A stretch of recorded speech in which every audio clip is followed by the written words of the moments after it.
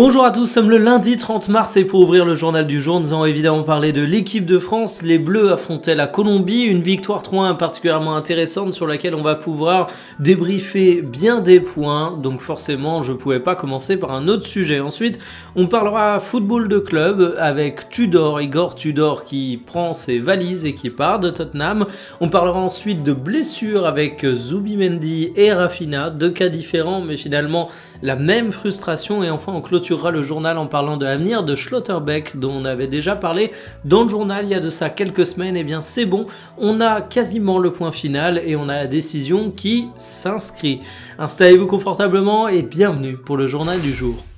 Est-ce que les remplaçants de l'équipe de France ont réussi leur match au point de bousculer la hiérarchie? Pas sûr, mais en tout cas face à la Colombie, c'était un match qui était hyper intéressant. Et puis surtout, dans l'idée de se faire sa place pour aller à la Coupe du Monde, il y a peut-être des joueurs qui ont marqué des points, il y a peut-être des joueurs qui ont perdu des points. Voici la compo qui était choisie par Didier Deschamps pour ce succès 1-3. Doué, un match de contraste, pas mal de déchets, pas forcément le meilleur durant une bonne partie du match, mais t'as mis un doublé, j'ai envie de dire bravo monsieur.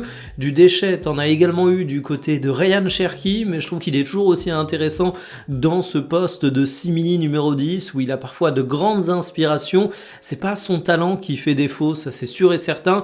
Il y a peut-être besoin d'un petit peu de temps pour qu'il trouve sa place dans le système Deschamps. Et par contre, du déchet, t'en as eu très peu du côté d'Akliouche, qui a fait un match vraiment carré, qui est un joueur qui est vraiment dans une forme intéressante. Et puis surtout Marcus Thuram, un but en équipe de France, ça faisait un bon moment.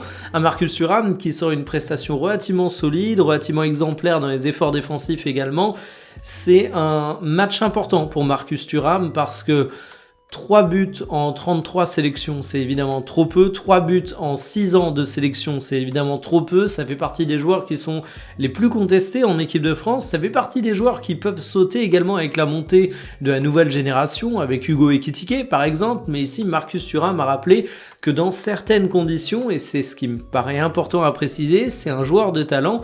On l'a vu faire de bonnes saisons à l'Inter. Évidemment, ça s'évapore pas aussi simplement que ça en équipe de France, mais c'est toujours un joueur qui peut amener de la frustration. Reste que hier, on était dans un bon soir. L'homme de la rencontre, c'était évidemment Maxence Lacroix en défense centrale qui a été juste impérial. Tu comprends pourquoi c'est un mec qui brille en première ligue? C'est parce qu'il a un sens du duel qui est hyper aiguisé. Il a complètement éclipsé Lucas Hernandez qui l'accompagnait en charnière centrale, qui a fait un bon match également, mais un match anecdotique tellement Lacroix était omniprésent. Kanté, c'était à l'habitude plutôt ok. Zahir Emery peut-être un petit peu en dessous, mais de manière générale rien de catastrophique sur cette équipe de France. Une grande efficacité et des stats qui mentent sur la rencontre. Alors quand je dis mentent, évidemment j'exagère, mais vous avez l'impression que c'était équilibré, mais les Bleus étaient plus dangereux et efficaces. Et surtout, la Colombie a surtout existé à partir du moment où la France menait déjà 3-0, donc t'avais pas mal de changements qui recommençaient à se mettre en place. T'avais un peu de décompression, donc franchement, un match très carré de la part de nos Bleus. Il aura tenu 1 mois et demi. Au final, Tottenham doit regretter qu'il n'y ait pas de période d'essai pour les entraîneurs dans les clubs professionnels parce que Igor Tudor n'aurait pas tenu cette fameuse période d'essai. Reste que aujourd'hui, on remercie Igor Tudor. Hier, c'était Thomas Frank, mais la situation, c'est que Tottenham est dans une galère absolument monumentale, que les coachs se succèdent, mais que la solution ne semble pas trouvée. Parce que oui, Tottenham est actuellement 17e de Première Ligue. C'est une place qui est dangereuse. À un point près, t'es à la place de relégable. Les deux derniers sont loin, mais tu vas avoir une grande lutte entre West Ham, Tottenham, Forest et peut-être même Leeds. Rappelons que tu étais déjà 17e la saison passée, ce qui est un peu un comble étant donné que tu as remporté la C3.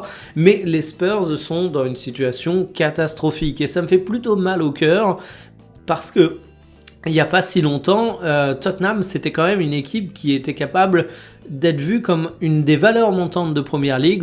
Depuis, ça s'est un petit peu dégradé. T'as jamais réussi à trouver le vrai remplaçant d'Harry Kane, t'as jamais réussi à trouver le vrai remplaçant de Son, t'as des recrues qui t'apportent pas entière satisfaction, Kudus, Xavi Simons, Matthijs Tel, mais c'est un peu le serpent qui se mord la queue parce que pas mal de ces joueurs sont mauvais parce que le contexte les tire vers le bas.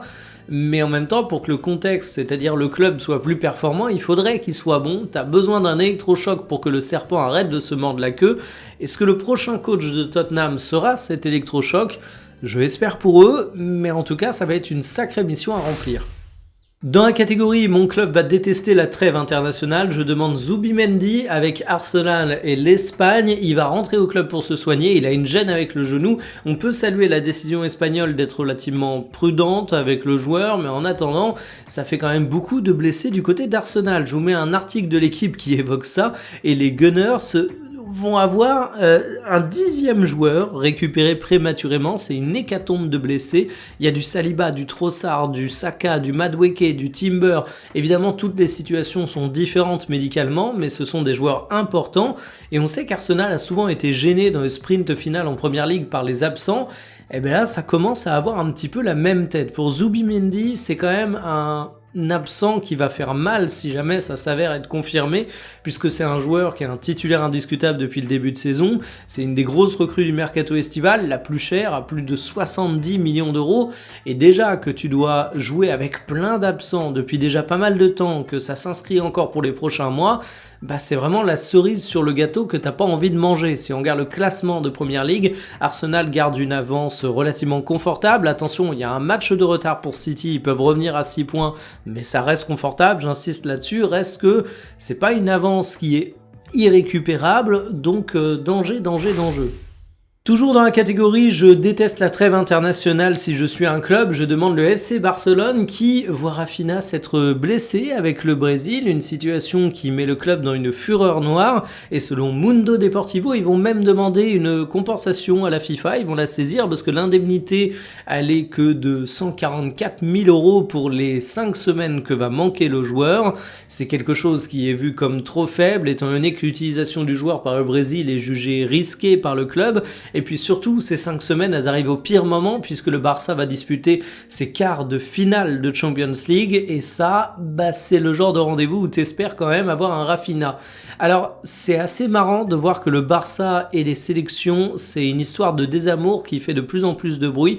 C'est pas la première fois que le Barça va taper du poing sur la table contre une sélection. Il y a eu notamment un sujet avec l'Espagne. C'est pas le seul club à le faire, mais c'est peut-être le club dont on entend le plus parler sur ces sujets. Moi, je suis pressé de voir de quoi va être fait l'avenir, parce que finalement, la violence des clubs envers les sélections nationales, ça s'entend de plus en plus. Je sais pas depuis combien de temps vous suivez le foot, mais si ça a toujours été un sujet, j'ai quand même l'impression que depuis quelques années, les tensions montent, peut-être parce que les enjeux sont de plus en plus grands, peut-être parce que les calendriers des top clubs sont également assez chargés, mais en tout cas, le Barça en a plein le dos, on va dire ça pour être poli. Donc à voir à quoi ressemblera le football de nation dans quelques années avec la pression des clubs, mais le Barça fait partie des grands artisans clubs qui râlent beaucoup. Il était annoncé courtisé par les plus grands clubs et finalement il va rester du côté du Borussia Dortmund. C'est annoncé par Plettenberg du côté de Sky Sports qui nous dit que Schlotterbeck devrait avoir une prolongation du côté du Borussia Dortmund. En fait tout est prêt, il reste juste la signature du club à apposer. Et fait intéressant dans le tweet, Liverpool et le Real ne seraient pas dans la course contrairement à ce qui a été annoncé, parce que Dieu sait qu'on en a parlé beaucoup. Alors est-ce que c'était du bluff, par exemple de la part de l'agent du joueur qui a instrumentalisé ses clubs pour faire monter les enchères? Est-ce que les clubs se sont désintéressés? Au final, j'ai juste envie de dire bravo monsieur, parce que finalement Schlotterbeck il se retrouve avec un contrat où il a une option pour partir dès l'année prochaine, où il serait le plus gros salaire du vestiaire, où en plus il a un bail long si jamais il a envie de rester du côté du Borussia Dortmund. Il a un peu coché toutes les cases du contrat parfait qu'il pouvait rêver d'avoir, mais en même temps j'ai envie de dire que Schlotterbeck il vole pas son contrat. C'est un joueur qui signe une saison hyper intéressante, il a déjà pas mal de bonnes saisons du côté du Borussia Dortmund, donc c'est pas seulement le hit d'une année, et en plus de ça, autant le Borussia Dortmund, je considère qu'ils ont parfois pas mal de joueurs un petit peu surcotés par le marché, où t'as beaucoup de hype, mais où finalement, dès qu'il s'agit de rentrer dans les grandes rencontres, il n'y a plus personne. Autant Schlotterbeck, c'est quand même un joueur qui commence à avoir prouvé pas mal de fois, et c'est d'ailleurs la plus grosse valorisation marchande du club, donc même si c'est un défenseur central, poste où généralement t'es peut-être un peu moins payé que si t'es un buteur phare, c'est pas un délire de l'imaginer comme étant le plus gros salaire du club. Dans tous les cas, très bon deal pour Schlotterbeck, j'ai envie de dire bravo à son agent, et même du côté du Borussia Dortmund, même si ça va te coûter cher, j'ai envie de dire que c'est une opération qui, sportivement parlant, a de quoi contenter les supporters, donc tout est bien qui finit bien, j'ai presque envie de dire. Terminé pour le journal du jour. En ce moment, je suis en mode trêve, en mode équipe de France, équipe de France, équipe de France. Donc je pense encore une fois vous parler de équipe de France, peut-être pour faire un petit bilan de ces deux matchs, peut-être à travers un des formats longs que je suis en train de faire de plus en plus sur la chaîne, en mode discussion. Je verrai, mais vous avez un petit peu le mood, l'envie de la matinée, à voir comment ça se retranscrira dans l'après-midi. Je vous souhaite une excellente journée footballistique. Kiffez bien, salut!